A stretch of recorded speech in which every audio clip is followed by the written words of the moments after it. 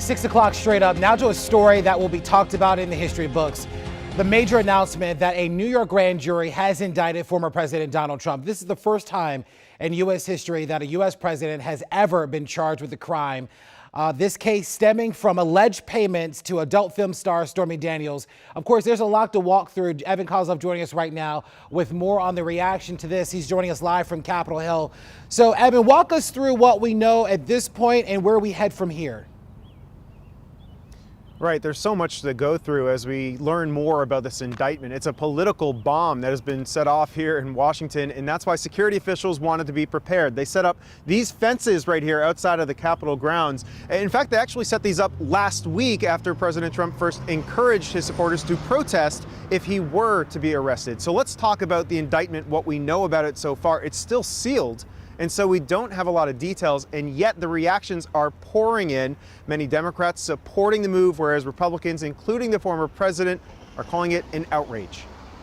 They have nothing. Here was President Trump speaking on Saturday about the grand jury investigation into alleged hush money payments to adult film star Stormy Daniels ahead of the 2016 election. Now, after an indictment was announced, he released a scathing statement blasting the Manhattan's DA as doing Biden's dirty work, writing, quote, "This is an attack on our country, the likes of which has never been seen before. This is going to destroy America." The response among Republicans was swift, even among potential 2024 opponents. Florida Governor Ron DeSantis called this un-American and insisted that Florida would not assist in an extradition request. Representative Jim Jordan tweeted just one word: outrageous. But Democrats have supported the indictment. House Minority Leader Hakeem Jeffries writing, quote, "The preeminence of the rule of law is central to the integrity of our democracy. It must be applied equally without fear or favor." One voice we've not yet heard is the president's, as the White House has so far not weighed in on the indictment.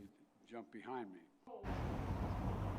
All right, Evan, so what exactly comes next after all of this?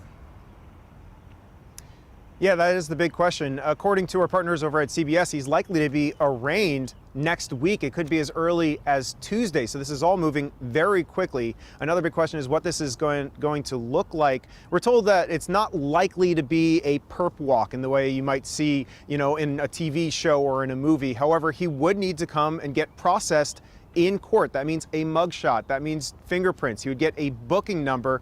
The DA from Manhattan has already confirmed that they've reached out to Trump's attorneys to try and get him and try to organize a peaceful surrender. For now, though, we're here at the Capitol. We've got the security that's set up just in case there's any protests. DC police so far has said they're not hearing about any protests that are planned, but they're going to continue to monitor. Reporting here at the Capitol, I'm Evan Kozlov, WUSA 9. Larry?